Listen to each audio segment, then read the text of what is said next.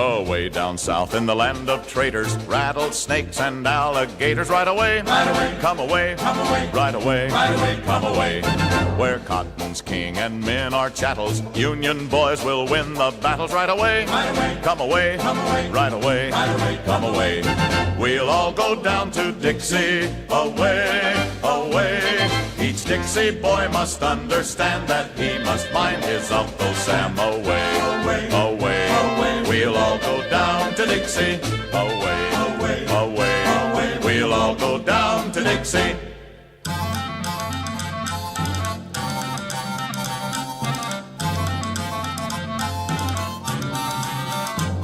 I wish I was in Baltimore. I'd make secession traitors roar. Right away, come away, right away, come away. We'll put the traitors all to rout. I'll bet my boots we'll whip them out. Right away, come away, right away, come away. We'll all go down to Dixie. Away, away.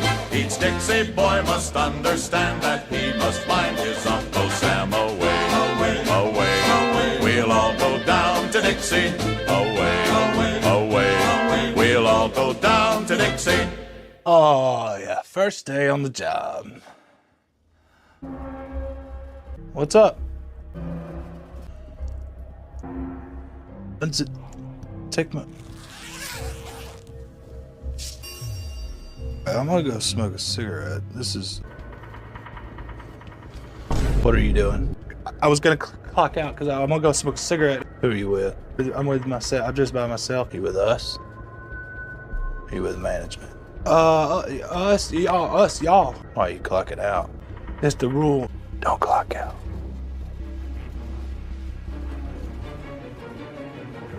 Go smoke. Yeah, I don't need to clock out. I was just go smoke. We'll go some smoke. Okay, I don't need this time card. It's just, what the fuck?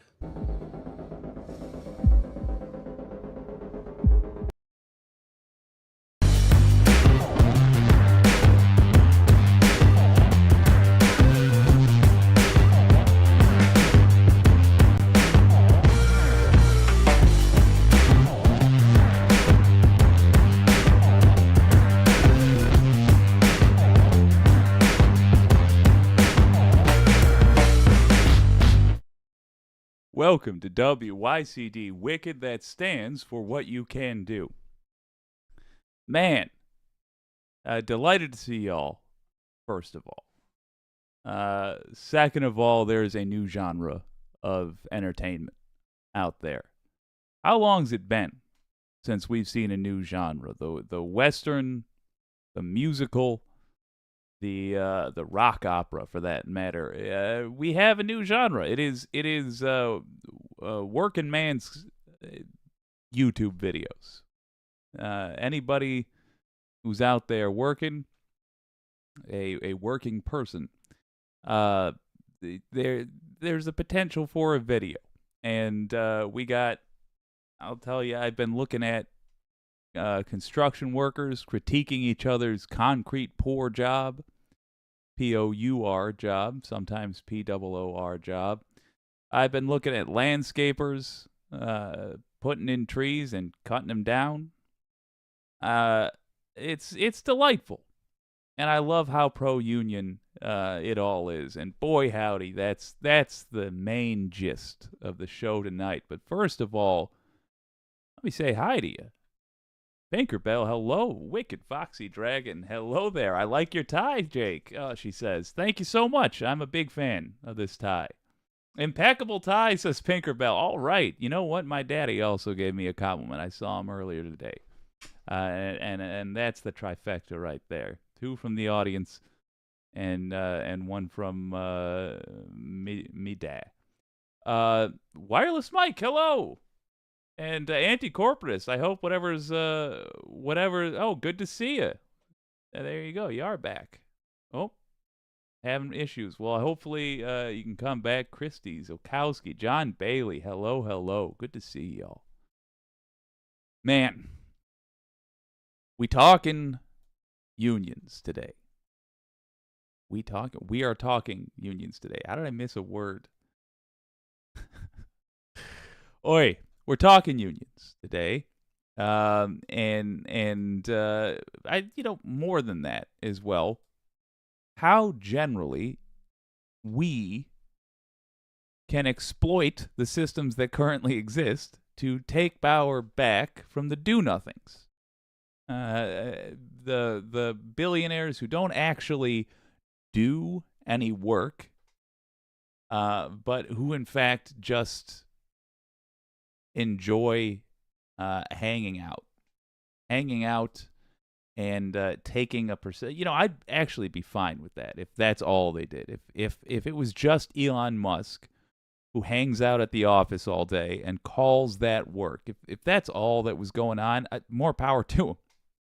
The problem is he takes a massive amount of the pay that his company gets, and when it's time to divide it up, like on a pirate ship, instead of 2 shares for the captain to everybody else's, he gets 1,046 shares.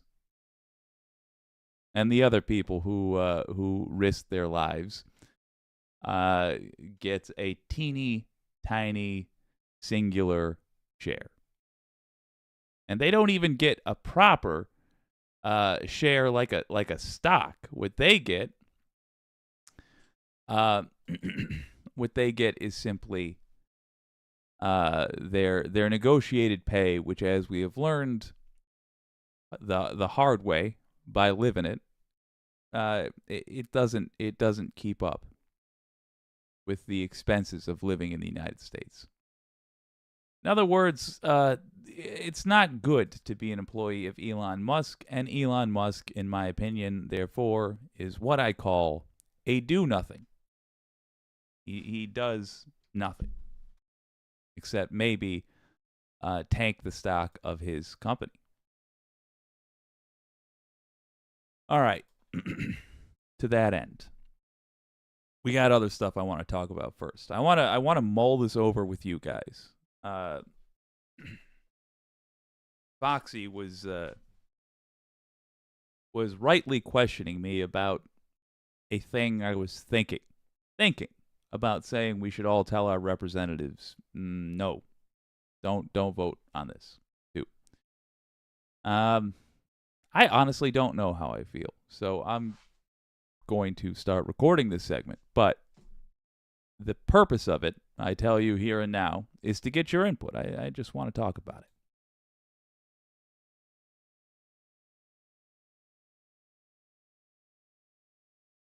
I just had a flash of old school Republicans.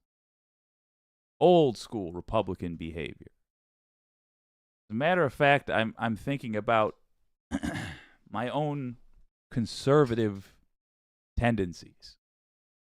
And I mean traditionally conservative. I mean literally slow to change and preferring a small government to a big government. Believe it or not, your old pal Jake, generally speaking, likes the government weaker than the people. Now, in the United States, I'm left of Bernie significantly, actually. In the United States, I think we get it wrong. I am not for the government being weaker than the people when, well, let me try this again. I am for the government being weaker than the people. It's important that I am not for weakening the government at all costs, including weakening the people more than you weaken the government. What am I talking about? I'm talking about the Patriot Act. That's on the forefront of my mind. Been thinking about that. That's the kind of big government I don't like. But those values, that specific idea of having the people be stronger than the government. And by the way, I'm not even advocating to you for that concept. It's just my gut reaction that I have when I first look at a bill. But it made me also, looking at this bill, think about old school Republicans and the kind of chicanery they used to get up to. Frequently on this channel, I say that MAGA they're not really functionally, in terms of the legislation, the goals their legislation would accomplish, they're not really different than old-fashioned Republicans. They're just an exaggerated form of them. That's what we're dealing with. All this comes together because of a bill called KOSA, K-O-S-A.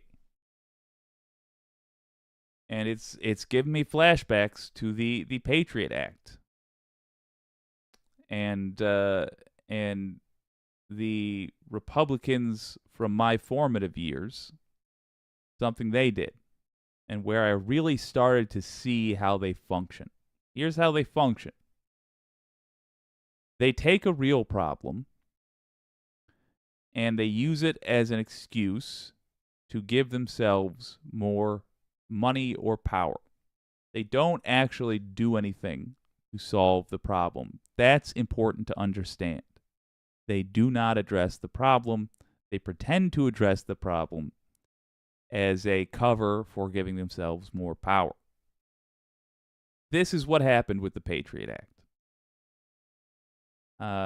We were told government needs more ability to deal with terrorists. This was right after the United States got hit bad by the worst terrorist attack in our history, I think is basically universally agreed. What did they do with it? Well, they gave themselves the legal ability to tap our phones without a warrant and militarize the police. They killed more Americans with the Patriot Act than they protected. What I'm seeing now with this KOSA bill, I think it's Keep Online Safety I don't know. It's similar to that. Let's have a look. I'll show you what I'm talking about. But frankly, I'm not decided yet. And I wanted to. This is we're calling this the intro segment. I don't have a suggestion for what you can do. I'm looking for a suggestions, plural, from you guys for should we do anything at all. Let's read it. We'll talk.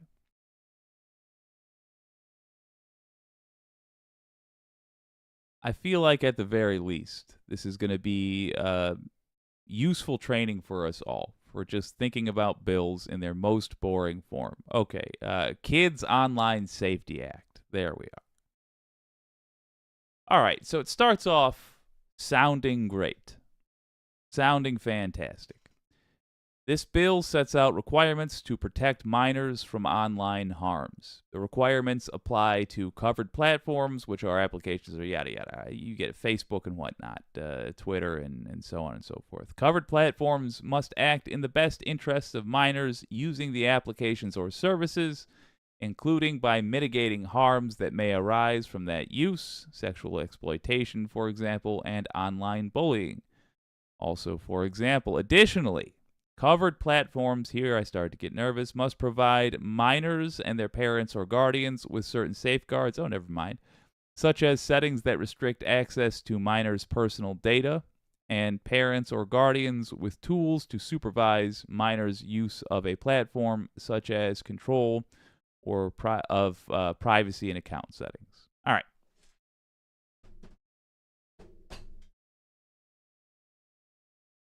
So I'm getting early 2000s vibes off this. This strikes me as the kind of thing that Republicans want that Democrats don't really care about. They don't care to understand. And Democrats will look at this and say, hey, looks like it would be politically harmful to say that I don't want to vote for the Kids Online Safety Act. Going to seem like I want kids to be in danger online. I don't want to be seen as that person. And they also have no understanding of the potential consequences of what they are signing. And so they do their usual thing of saying, bipartisan legislation. Yes! Handshake with the devil. Handshake with the other devil. Big picture. Thumbs up. And then in 10 years, we find out that this made the situation worse. Here's let's keep reading. I'll show you what I'm talking about. Covered platforms must also disclose specific information, including details regarding the use of personalized recommendation systems and targeted advertising. To pause right there. So far, I like it. Except disclose to who? Disclose to their users, I assume, but it doesn't say their users. It just says they must disclose it. If they have to disclose that to the government, that does nothing for me. Nothing at all. Allow parents, guardians, minors, and schools to report certain harms. All right. Now I'm getting nervous. Certain harms is not defined. Parents, guardians, minors, and schools to report certain harms. Those first two, if I'm honest, the wording makes me a little nervous. The vague wording. But okay. I'll give them the benefit of the doubt, even though our government historically has not earned it. Here we go. Refrain from facilitating advertising of age-restricted products or services, example, tobacco and gambling, to minors. And that one's also fine. And here we go with the hook. And annually report on foreseeable risks of harm to minors from using the platform. Okay. That last one really makes me nervous. Annually report to who would be my question. What do we consider to be foreseeable risks? Again, it's on it by itself and on its face, it seems okay. It's the vagueness that makes me nervous. The bill provides for enforcement through the Federal Trade Commission and states. Further, the bill establishes a program to facilitate relevant, independent research for non-commercial purposes and a council to advise on implementing the bill. It also requires guidance for market and product research focused on minors and an evaluation of options to verify a user's age. All right, I'm going to tell you both versions of this bill that I see.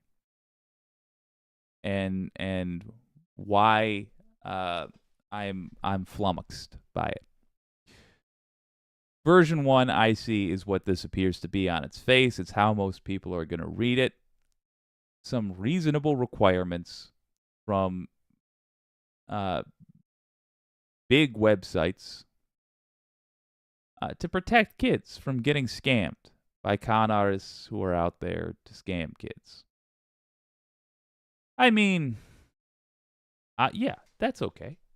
And sure, requiring an independent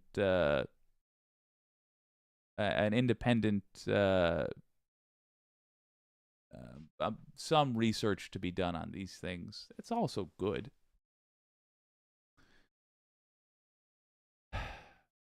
Here's where I dislike it.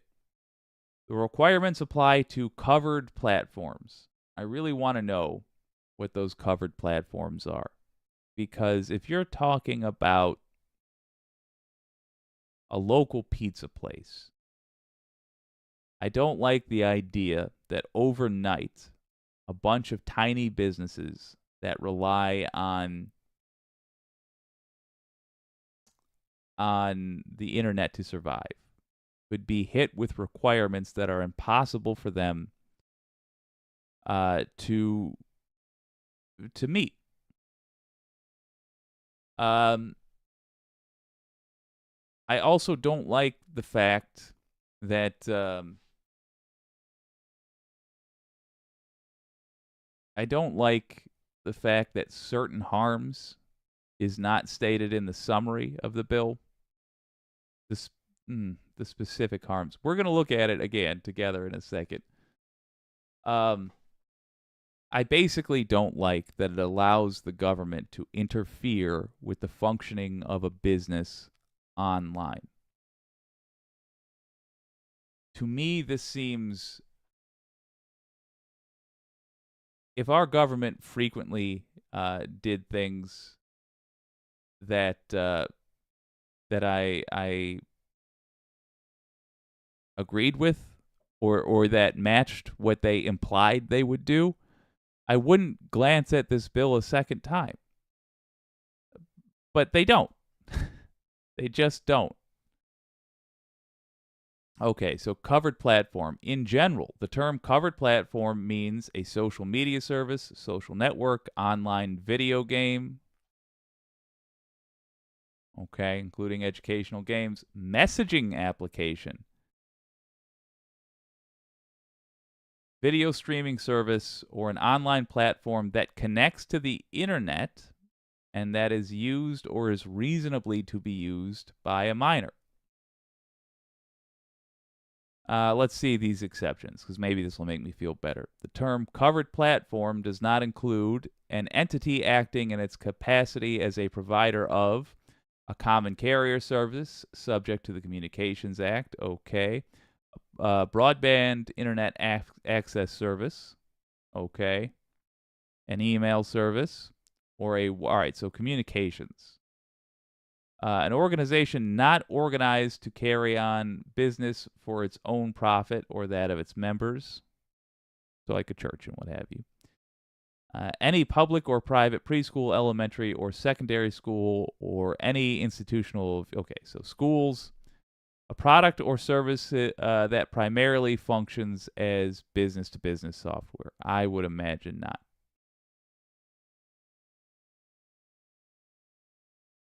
Yeah, the term online platform means any public-facing website, online service, online application, or mobile application that predominantly provides a community forum for user-generated content, including sharing videos, images, games, audio files, or other content. All right, let me jump down a bit. I want to see the part where they're, disclosing. Okay, so registration. Prior to registration or purchase of a covered platform by an individual that the platform knows or reasonably should know is a minor, that I like. That I like. Right there makes me feel a little bit better. Because how many times have you gone onto a website and it said, sign up, and you said, no, and you've moved on? Well, if you don't sign up, they don't know how old you are, which means they don't know you're an adult. I'm okay with this if it defaults to, in that scenario, assuming the person is an adult. Or at least doing the old pornography thing, asking, are you over 18? We're doing word of honor here. We're asking up front. I like that. Oh, information on how to access. Notice about whether, wait a minute. Yeah, notice about whether the covered platform, including any personalized recommendation systems used by the platform, pose any heightened risks or harm to minors. All right. Oh, God. All right, here goes the transparency.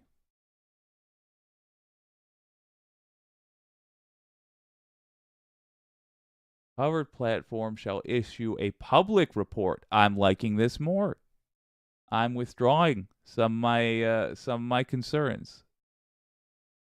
In general, subject to blah, blah, blah, not less frequently than once a year, a covered platform shall issue a public report identifying the reasonably foreseeable risk of material harms to minors and describing the prevention and mitigation measures taken to address such risk based on an independent third-party audit conducted through reasonable inspection of the covered platform. Okay. In my first reading of this bill, I had assumed that it would be a shadowy government council that would review these things. But no, if it's a public report, I'm fine with that.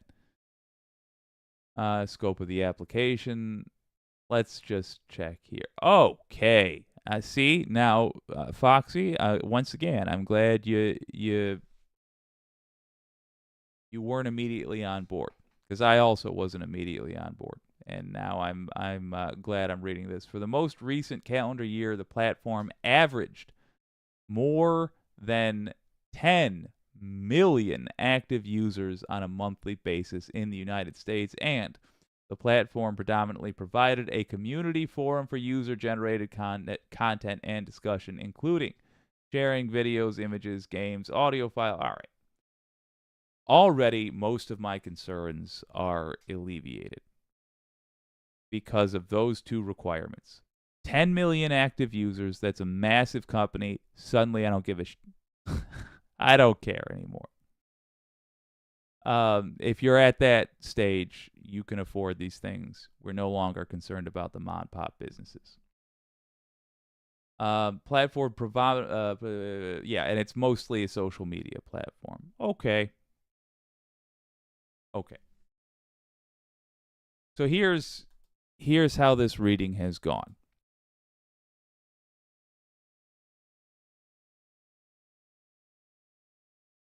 I am now feeling a lot better about this bill, and I'm not going to recommend we tell our representatives not to vote for it. To me, it doesn't look like it's worth the political heat. To be frank with you, I was doing the reading of the detailed text live, mostly because I think the only value I'm going to get out of this today, and I'll be able to give to you with it today, is the process of going through a bill, and at least showing folks how I do it, how you might do it if you want. You type in the bill into Google, you go to the government's website about it, you read the bill. That's how you do it, and in my opinion, you don't have to read the whole thing.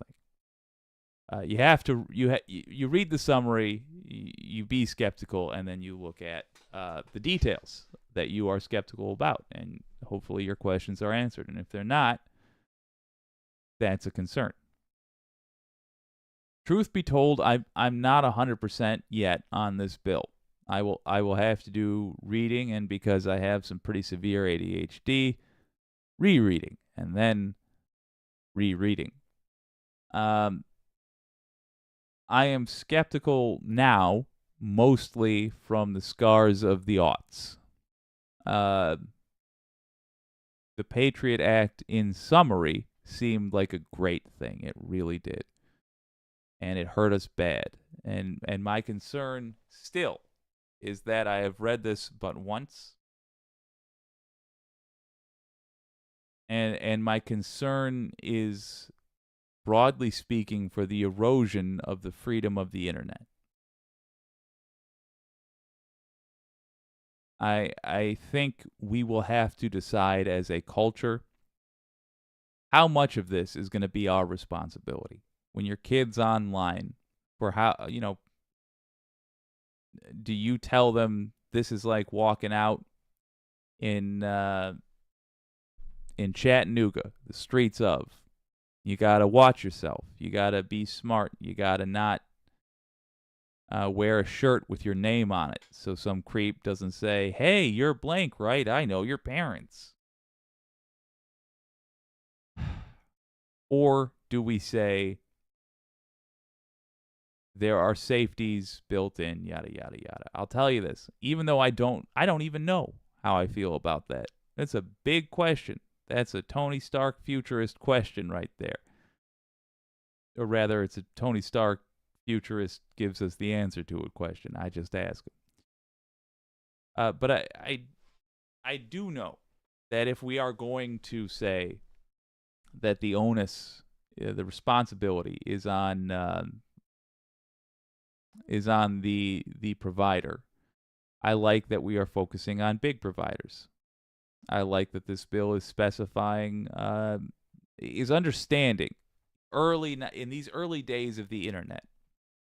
We are establishing that there is a difference between the big guy and the little guy online, and that just being a business in and of itself doesn't make you the big guy. I think that's good, and I think we're going to have to do this kind of thing more and more frequently, because we're going to start dealing more and more often with bills that sound like they're straight out of a sci-fi book. I assure you, AI labor bills are right around the corner. Getting familiar with this kind of thing won't hurt us. That said, I would love to know what you guys have to say about this video. We're going to talk about it. I'm going to look at your answers right now, as a matter of fact. Am I wrong to be paranoid? Am I? What do you think of the bill itself?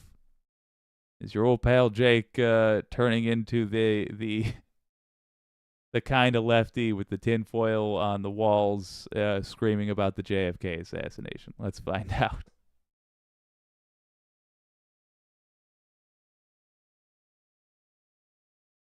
Deborah Kempthorpe, I totally understand. I'm using a tablet. He should have a call-in. You'd be great with that. Something to think about. I'm trying, man. And Scott Ward, you're quite right about Discord. The problem is, I'm looking at my internet signal, for which I am paying a ludicrous amount every month. I'm supposed to have 1 gigabyte per second of upload speed. Not download speed, upload speed. But I'm looking at my connection, and it's weak as hell. And I'm getting warnings about my my data transfer already. I can't even. Technical issues, but yes, I would love to have a call-in portion. Wicked Foxy Dragon, minors is the operative word here. Ah, Wicked Foxy Dragon. The original one did not have these provisions. These are the things that we amended. Boy, that makes a lot more sense. That makes a lot more sense. Because I'll tell you, that language in the summary was vague enough that I was starting to get nervous. When you saw it on there as one sentence, it's because I put it down and then it seemed odd. I'll say that. I didn't understand it enough that I'm glad you jumped in there. Wicked Foxy Dragon, porn sites require you to say you are over 18. Yes. John Bailey says overreaching. Yeah. The bill is a Trojan horse. Interesting. I'd be curious to know how so. Regardless, that was essentially what I was worried about. But honestly, after reading that, as Pinkerbell, as Pinkerbell points out in the first part of her comment, 10 million users is an awful high threshold. That frankly makes me feel a lot better about it. But finishing her comment here, 10 million users is such a high threshold. To meet my concern is that the worst and most harmful platforms for minors won't be regulated. Yeah. I think we're going to have to, we're in the days of the Wild West on the internet. And regulation is going to have to come. And we are going to be the ones that, we got a weighty responsibility here. We're going to be the ones that define what the internet what its limitations will be. what will be imposed upon it, for good and bad. Our lack of limitations can be a mistake as well. We will decide. I mean, we'll be deciding the things that give the internet the look and feel it has in the future. Think about this as well. We're going to be deciding things like how much energy per year can a company waste by auto-loading videos? Every time you play a video, a server somewhere has to do some thinking. Well, if you're auto-playing 1 million videos per minute, you're burning through tons of data. You're generating tons of heat. These are the things we'll have to figure out. It's entirely possible that in 10, 15 years, you don't have that happen. Videos don't just automatically play unless you do something specific. There's a lot. Wicked Foxy Dragon. This is why we need a way to have me talk. I have so much more to add to this. Yeah. We definitely can have. I'll work on it. I know I say that often. I genuinely will. I don't know what is causing my my incredibly slow internet. I thought it was fixed. Boy, I'll get it done. 14-year-old kids in countries that don't have electricity all the time get this stuff figured out. I'll figure it out. Deborah Kempthorne, you and Foxy online together. Oh my, that would bring a lot of curious individuals, and I would love it. Oh, absolutely. It'd be a blast. I would love to just have, I mean, you all know I like to ape the Majority Report. I would love to have a call-in portion of the show. That, to me, I think is when the show will be the version that I've been hoping for. Wireless mic, I don't mind the sound of a call on his phone over the mic. That honestly wasn't bad. We had Patrick Thibodeau do it, and it was all right. It was pretty good. Dawned on me. Got on super late. Hope everyone had a good weekend. Oh, yeah, I had a blast. I hope you did too. Tinkerbell saying hello, radical centrist would be like Sam and Emma. Oh, absolutely. Except I'm Emma. Come on, I want to be the cute one. No, I'm kidding. Sam's a cute one. Scott Ward, Trump is the man of sin, son of perdition. Okay. Yeah. I could say no argument there. Wicked Foxy Dragon, we would be way better than Sam and Emma. I love it. Yeah, that's the correct attitude. 100%. You know what? We'd be the Bonnie and Clyde of this. Are you kidding me? Come on. We're a couple of rogues. We'd have a blast. All right. I want to get to the meat and potatoes of tonight. Let's talk about taking back power.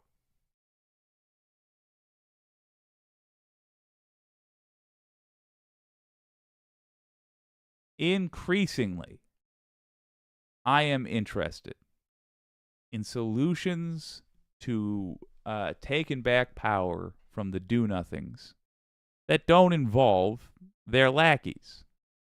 I want to take back power from billionaires without needing politicians to do something for us. Now, don't get me wrong. This show is largely about politics these days, because within the next 2 years, politics are the way that we can affect the most change.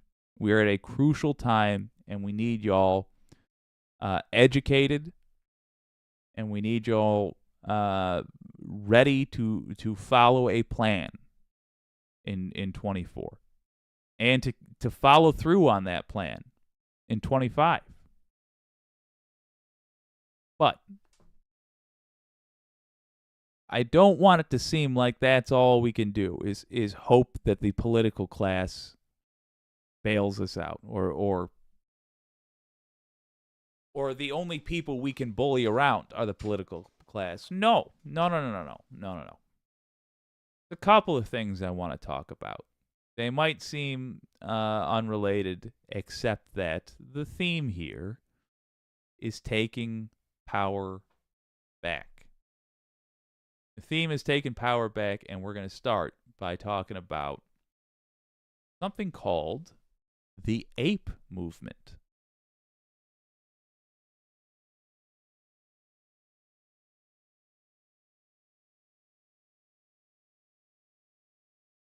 The Ape Movement. They're not afraid of any of these guys. Like, everybody's afraid of Citadel. Everybody's afraid of Goldman Sachs. Everybody's afraid of the big banks. FINRA's afraid of them. The SEC is afraid of them. They won't even go after them. Like, nobody will go after this inherent corruption that is a Wall Street model. And I think the issue that I have is that whatever the apes' intention was, or whatever the foolhardy nature of their investment strategy, is absolutely not the point. The point is they exposed a system that is supposedly the heart and soul of the American free market system. It appears to be anything but that. Here's the thing that I like about the Ape Movement.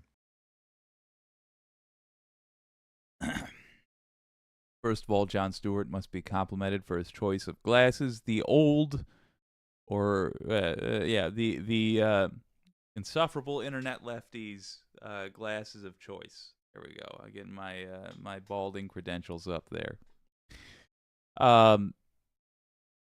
What is the Ape Movement? Do y'all know what stock shorting is? That is when you essentially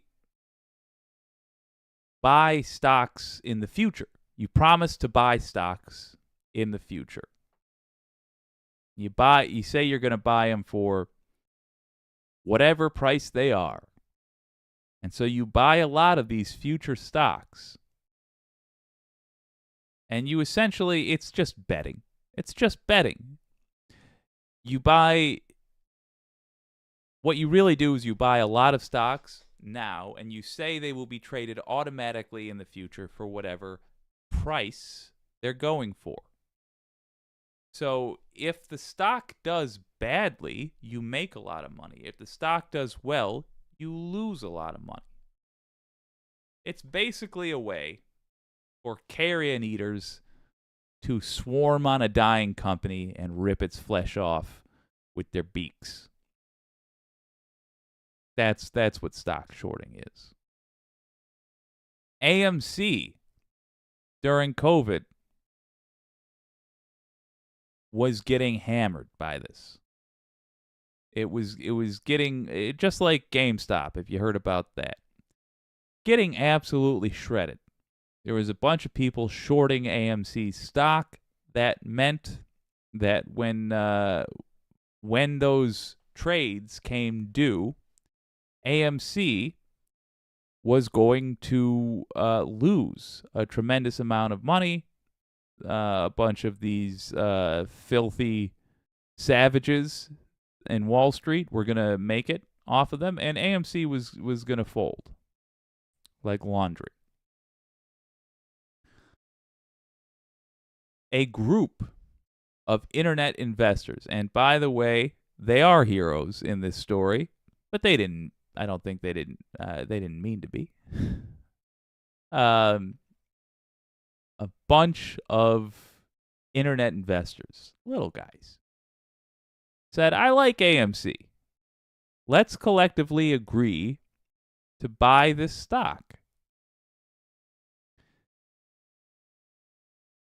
So many people bought this stock with the power of the internet and simply communicating with one another. So many people bought this stock that they actually kept AMC afloat. In fact, they raised the price of AMC stock significantly.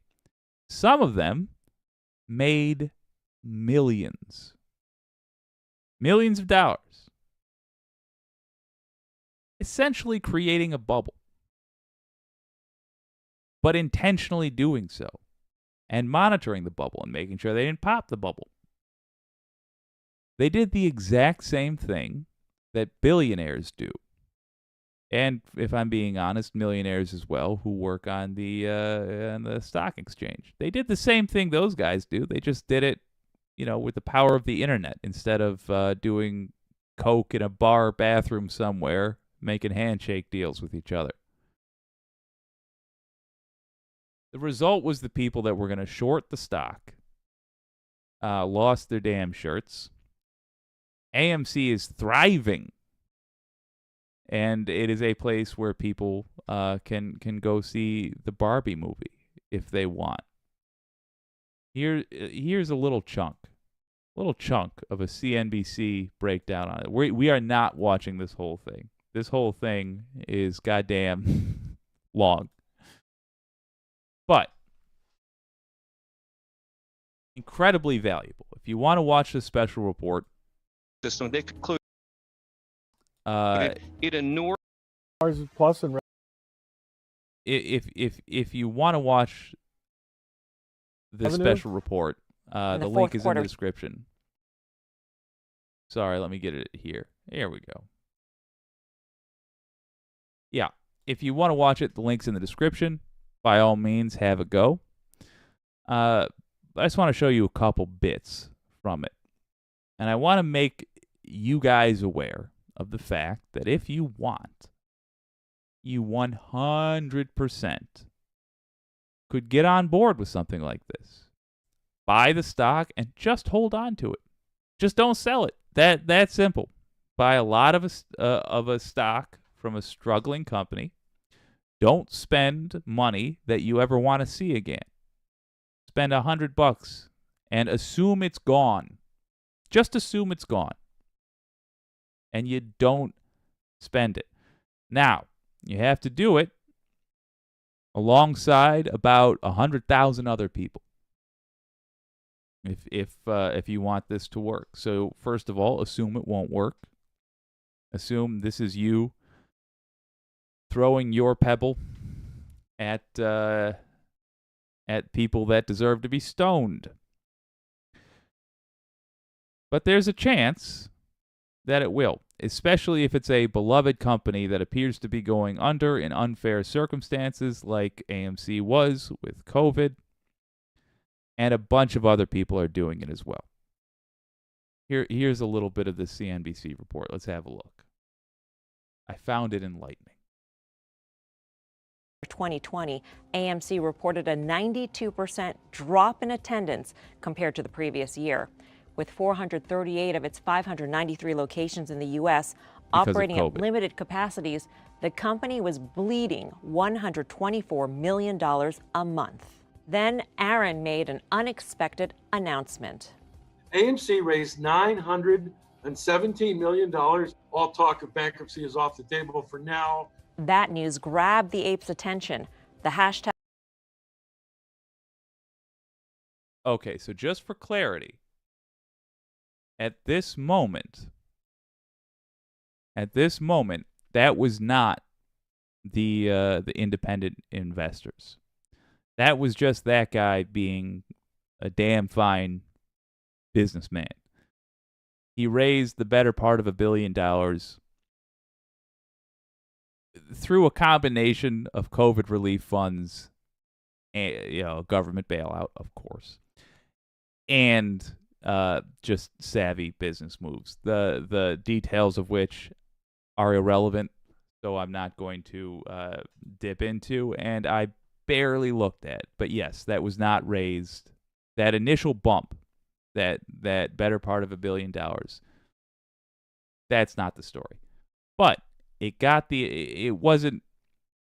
didn't really save the company either, because bear in mind, AMC was making $5 billion a year.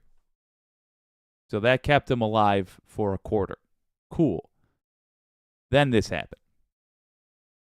Save AMC was born, and memes of the company's logo on the moon were launched into the Twitterverse. I instantly saw this Save AMC hashtag on Twitter. It was trending, as you know. And in the next 48 hours, the AMC share price started to explode. It was a buying frenzy. AMC stock tripled in value in a single day, rising from $5 a share to $20 a share on January 27th. This whole meme stock phenomenon is totally uncharted waters. I don't think any CEO has lived through what I've lived through in the past 6 months. We are doing everything we know how at AMC to do this right and do this proper. But some Wall Street analysts weren't buying it, insisting the company was still doomed. AMC is 8 times levered. They will never generate meaningful free cash flow. There is no value to equity holders. Ultimately, that's what's going to matter is they can't pay off their debt ever. For context, back in 2019, pre-pandemic, AMC lost $149 million and ended the year with a market cap of $750 million, making it worth less than Denny's. And despite reporting $4.6 billion in losses in 2020, AMC's meme stock status shot its market cap to hit a high of $32 billion in June of 2021, making it more valuable than Delta Airlines at the time. At what point, Adam, did you decide that you should lean into being a meme stock? They should take advantage of this diehard retail shareholder base and help your company? Almost instantly. Aaron realized the rally was a lifeline, so he started speaking to the apes directly. In April of 2021, I went back on Twitter. Typical tweets that I send out now get read 500,000 to 1 million times a day. And I get literally over 1,000 inbound messages a day on Twitter. And I read it. Every single day I read it because I want to understand what they're saying and I want to understand what they're thinking. And he went. Okay, so do understand. First of all, ape is a derogatory term they are using for themselves, as in like, oh, we're just a bunch of dumb apes, ha ha ha ha ha. Also understand that these people doing this investing, they want to make money as well, but they have the ability to not touch what they are putting in. That's key. And the fact that it's a meme stock, it's popular online, that's simple, is also key. I'm telling you about all this because it happened before. It happened before this. It happened with GameStop, first of all. And we are certainly going to have backlash now that this is settling in to a thing that happens regularly. I also want to give credit to the CEO there. He leaned into it. This is the first time I've seen that happen. And as a result, we have had a shifting in the power dynamics. Now, we have the option to become, we the people have the option to become majority shareholders. I believe AMC stock is now 80% owned by the public. Think about that. It's not quite as good as nationalizing something. Not quite that good, because it's only owned by those members of the public that chose to buy it. But it's a hell of a lot better than some billionaire calling the shots. It's a hell of a lot better than Elon Musk calling the shots. Now the meeting with the shareholders is the CEO doing an Ask Me Anything on Reddit and then hosting a poll. And business decisions are made. Isn't that something? The feelings of the general public about the CEO will decide whether or not the dude keeps his job. Good. I'm not saying this is perfect. I'm saying this is an improvement over what we had before. And one of the more radical things you can do if you want to just rip away power from people that do not deserve it is to join up with other people on a meme stock, buy it, and this is key, just hold on to it. Just hold on to it. If it skyrockets to 100 times its initial value and you put $100 in and now you have theoretically $1,000 in stock, you don't need that $1,000. Hold on to it. Because you could be transferring the effective ownership of a company from a group of assholes that don't deserve the yachts they have to you and people like you. And that's a good thing.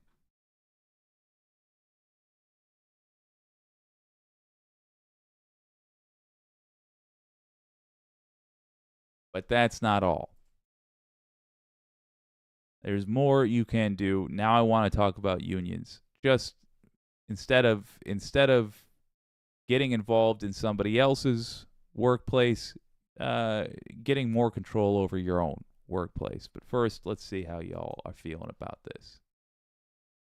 Radical Centrist. Is this the same company as AMC Studios, Mad Men, Breaking Bad, etc.? I don't think so, actually.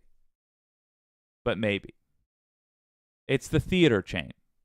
It's not American Masterpiece Cinema, or is the theater chain the same as the production company? I'm not sure if those two are related. Christy Zilkowski, quick side note, everyone. Ooh, look at the moon. Extra incredible tonight. Okay, back to business. I'm listening. Hey, look, if I wasn't terrified of fresh air, I absolutely would.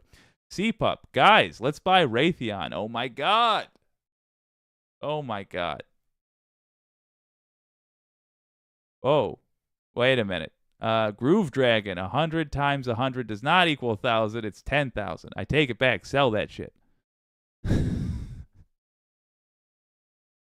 You're right. I'm sorry. If it went up 10 times in value, I should have said. I'm going to have to edit that. Yeah. Still, though, if you can afford to hold on to it, just ignore the damn thing. Scott Ward, now I'm broke. But think of my increase in karma with the very kind $2. Scott, first of all, don't give me money if you could buy if you would have to skip a cup of coffee for it. Second of all, thank you for the money. I'm going to enjoy the coffee. Thank you very much, Scott. I appreciate it. Pinkerbell, well, yeah, ordinary people align their financial interests with the interests of the company. Of course, the company is going to love it. Embracing it is a good way to create customer loyalty. Now, that's true, but the important thing is the majority of the company is now owned by small-time investors, and this is the first time that's happened in history. But it's also important. It's also important to understand that you should not put money into these things as a legitimate business venture. You should put money into these things as an FU to rich people. So it's only if you have an FU $10. It's only if you have an FU $100 that you don't really need, but you want to take a whack at screwing over people that deserve to be screwed over. That's when you should do it. Mars Falcon, good to see you. Ooh, thank you, Mars Falcon. Both entities are owned by AMC Entertainment Holdings. They have different functions and serve different audiences. Okay, there we go. Scott Ward, I always give away my last dollar, but I'm never really broke. My God, you're the kind of fellow they write songs about. Hell yeah. What a way to be. I love it. And I am of the same inclination, but rarely of the same willpower. Okay, good. Here it is. I really hope I have the right clip. I do. Okay. Oh, do I want to talk about unions with y'all. Boy, oh boy. We've had a bunch of victories lately, and frankly, it's been one of those things where I don't know what to say because it's all good news. I'm so used to the just devastating things happening constantly that I almost don't know what to do when good news comes back. But I better get used to it because y'all have been racking up victories, and we're gonna be in an era where there's a lot of good news. Let's talk about unions, baby.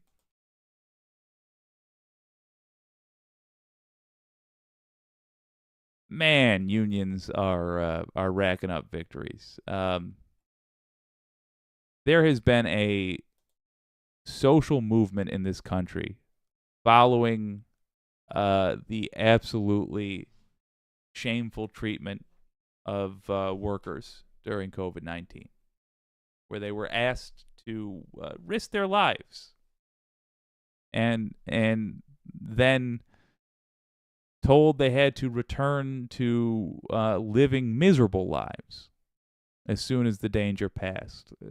The American worker just isn't putting up with it anymore, and unions are back, baby. Pretty cool. It's cool to see.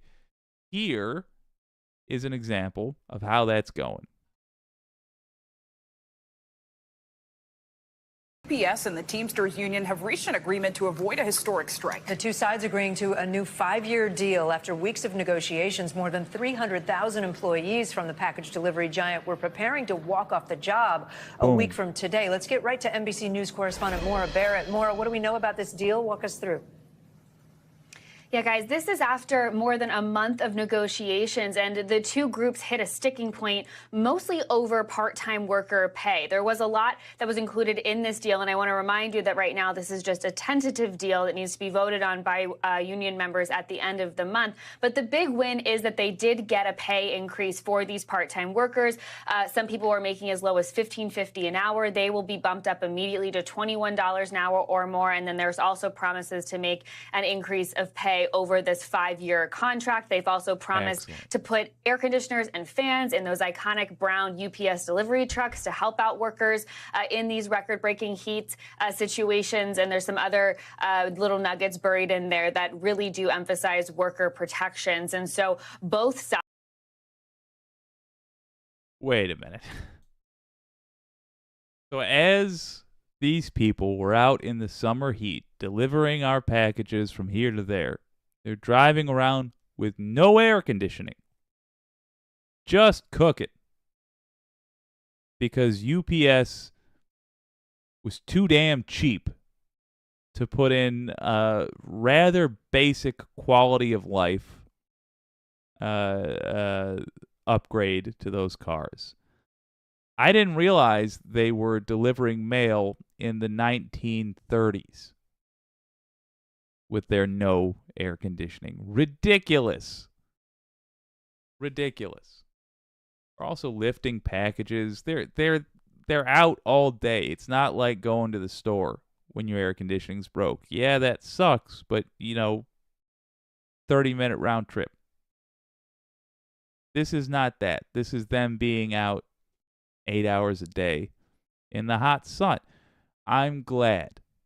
I am glad they are getting some freaking air conditioning. I'm glad they are getting a livable wage.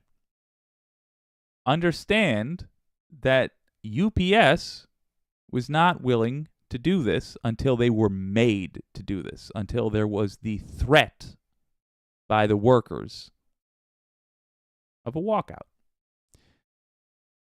But in order for a threat to scare a company, it's got to be harsh enough. That means the workers collectively have to act.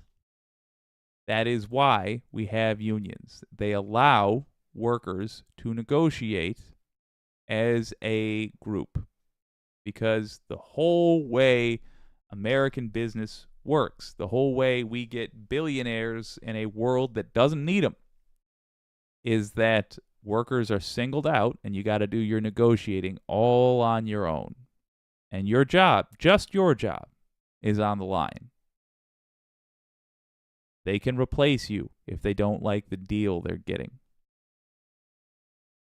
But they cannot replace everybody and still get the job done, hence unions. Let's finish this out. It's a quick one. That gets buried in there that really do emphasize worker protections. And so both sides, the UPS and the union, are really celebrating this deal and obviously avoids that potential strike that we were all waiting to see how that would play out. And obviously that would have been one of the costliest strikes in U.S. history. Yeah, big developments on a strike that a lot of people were watching out for. Maura Barrett, thank you. Thanks for watching our YouTube channel. Follow today's top stories and breaking news by downloading the NBC News app. All right, you got your plug, you monsters.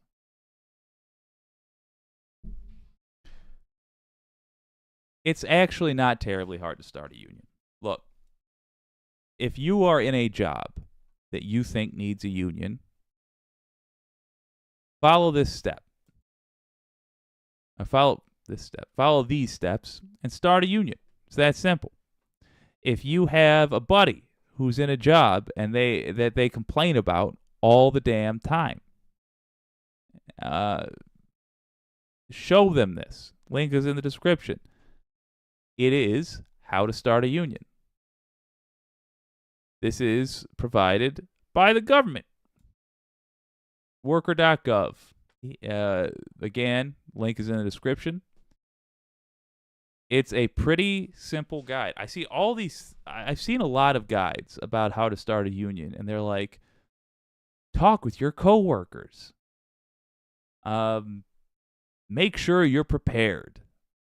And they don't tell you what to say to your coworkers, and they don't tell you how to prepare. They're like, oh, well, we'll tell you how to prepare. Start by making a checklist. A checklist of fucking what? No, this is the specific things.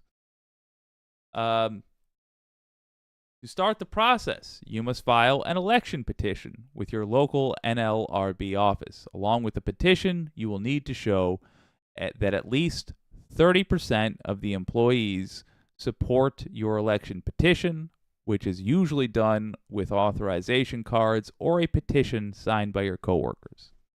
So again, the election petition is not the election. The election petition is the petition to have an election. You need to get 30% of your coworkers to agree with you that a union is needed. To start the process, you must file an election petition. Click on that link for the election petition. And the National Labor Relations Board office is who you send it to. So it's that simple. Count the number of employees in the place you work. Multiply it by 0.3. Franker Bell's going to have to check my math here. Multiply it by 0.3, and that's the number of folks that you need to sign that election petition so you can have an election. Once you're going to have an election, then you start going to all your coworkers. So that first group, that's the group of people you can trust. You remember that skit we did in the beginning where the person was giving the other coworker a real hard look? Yeah. You got to do some espionage because your company will most likely try to stop the union from existing. Why is that? Because they want you driving around without air conditioning. They want you standing in a bread line on Saturday because they would rather have the money that you would have used to shop for groceries to pay for their driving a Porsche instead of a gross Corvette. Ugh. I'm driving a Corvette from 2015 like some kind of a gross poor person. I want a Porsche. And in order to get that, I need to have at least 20 of my employees on food stamps. That's why they're going to stop you or try to stop you from forming a union. So how do you do this? You go to the 30% of your coworkers that you trust the most, that you think are the most ride or die motherfuckers that are not going to screw you over by telling the boss, by snitching on you. Once you get them and you file this with the National Labor Relations Board, then you have your union vote. Here's how it works. An NLRB agent will then make sure that an election in your particular work group is appropriate and take steps to set the time, date, and place of a secret ballot election. This is when you go between that day, when they tell you when it's going to be, and when you get the date. That's when you go around talking to all of your coworkers about the benefits of a union. It is illegal for your boss to stop you from doing this. That's illegal. But it's also perfectly legal for your boss to hire professional scumbags to come into your place of business and try to convince all your coworkers that unions are bad for them. Be prepared for some douchebag to do that. And understand that that's a sign that your boss is afraid of you. And smile inside, knowing that you made their day worse by refusing to let them steal from you and your coworkers. In other words, you're Robin Hood. An NLRB agent will then make sure that the election, blah, blah, blah, blah, blah. Elections may be in person, by mail, or a combination of both. If the union receives a majority of the votes cast at the election, the NLRB, that's 51%, folks, the NLRB will certify the unions as your exclusive collective bargaining representative. Boom. In addition to the NLRB conducted elections, federal law provides employees a second path to choose a representative. You may persuade an employer to voluntarily recognize a union after showing majority support by signed authorization cards or other means. These agreements are made outside the NLRB process. However, after voluntary recognition, the employer and or the union may notify the NLRB regional office that voluntary recognition has been granted. Here's the thing. I am almost of the belief that the way a lady or a gentleman would handle this is to give their boss the option of being a lady or a gentleman about it as well, and saying, yes, of course, we recognize your bargaining power by all means. However, the very fact that you feel it is necessary to start a union should, or in my opinion, it eliminates their right, your boss's right, to be offended that you didn't ask them first, because they already had an opportunity. How about this? They could have gone to you and asked you, do you want to have a union represent you? The fact that you're out there doing this extra work in your free time, I think, negates, it forfeits any right they had to chances to act decently.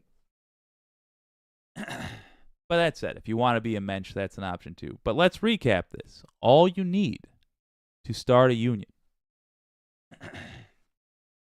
you need 30% of your coworkers, just 30%, to agree in writing, sign a petition. It's that simple, literally signing a piece of paper, to agree that a union is needed. You send that to the National Labor Relations Board. The link is in the link in the description. Highlighted blue, you can't miss it. After that, you hold a vote. You need 51% of your coworkers to agree that a union is needed. You want to sell them on it? A union means more money, more vacation days, less hours for what you do make, It could mean a better coffee machine in the office. It could mean all sorts of things, but generally speaking, it means better working conditions at your job. And by the way, if you don't like the union, well, hell, you can vote to dissolve the thing. But I'll tell you, wage increases in the United States of America can be charted extraordinarily accurately along with union participation. Wages for the workers go up when unions are present. They go down when they are not. At the end of the day, if you want to make more money, get a union. Now you know how to start a union. Maybe you'll use that in your own place of business. In which case, mazel tov. But also, now you know how to get unions started. You know, if you're a small business owner and you want customers in your town to have more money to spend at your place of business, go around telling people how to start unions. That is the kind of investment in your time that will pay off in 2-3 years. Regular folks having more spending money is good for your community. Their bosses, they aren't people. Their bosses aren't in your community spending money. They're not functionally, for your purposes as a business owner, they're non-entities, they're bosses. They're just somewhere these people's time and energy goes, and the bosses are what suck all that up. So if you're a small business owner, go around your community. Show people how to start unions. And if you're a small business owner with brass balls who treats your employees well, ask them if they would like a union. Offer them the opportunity to form one. Show them how to form it. Understand that you will be buying your employees' loyalty for all time if you do that. And you will also be churning out a better class of worker in the United States who will go on when they inevitably in this current era, go on to other places. They will have the knowledge of how and why these things are valuable. You will be making a more healthy country. We do not need to rely solely on politicians and police to protect us. We should have the expectation that they will do their jobs and protect us when called to do so. But we should not rely solely on them. We can take power for ourselves. One way to do that, start a union.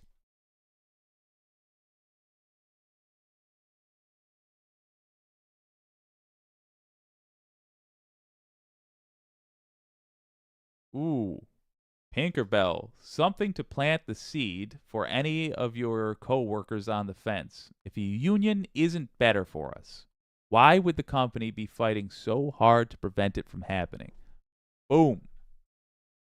Boom.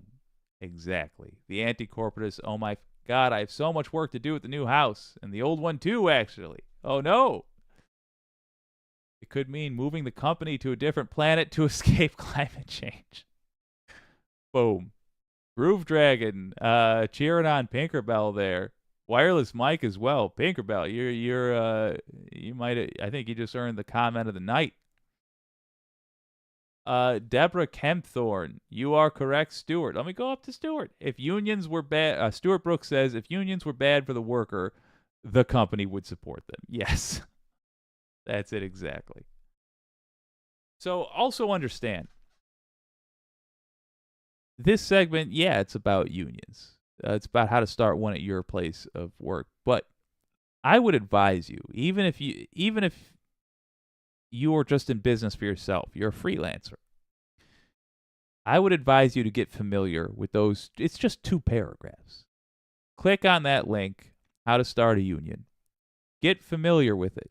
You will hear someone you care about at some point in your near future and distant future, because you live on planet Earth in 2023. You will hear somebody getting screwed over by their job and complaining about it. And I hear people more and more these days say, you should just start a union. And I hear people being amenable to that idea. Like, yeah, that sounds good. That sounds good. But they're non-committal. And the reality is they have no idea what that entails.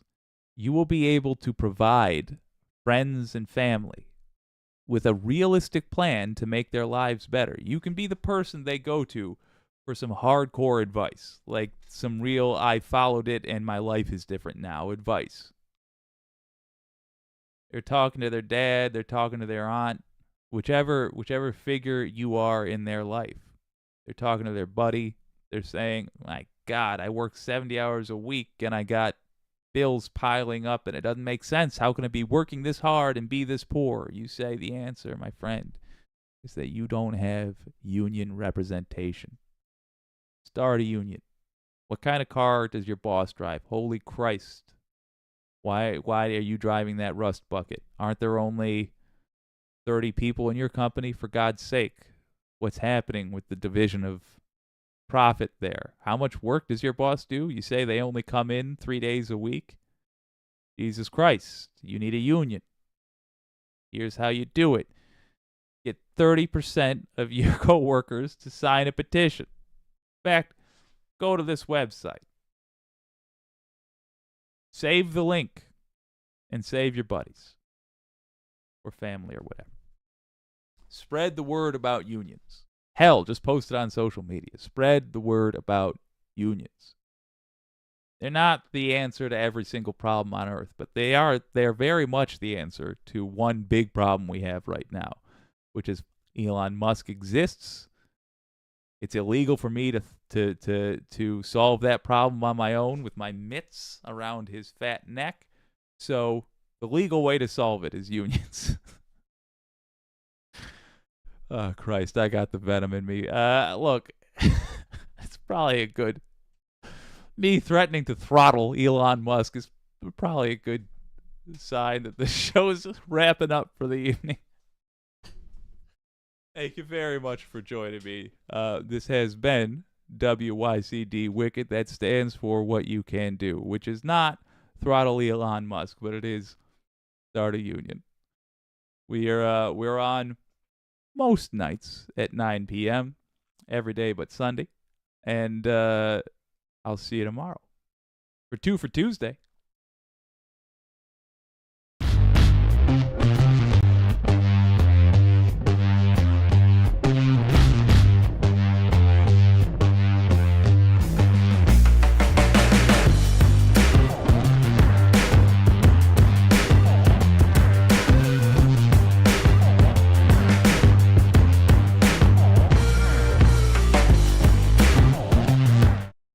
Deborah Kempthorne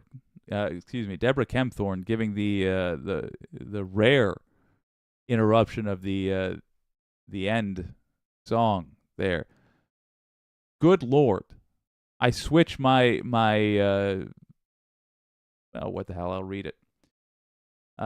It was deplorable what Amazon did to my long-term disability insurance from the Hartford. Lost the medical coverage during cancer treatments. Nothing we could do.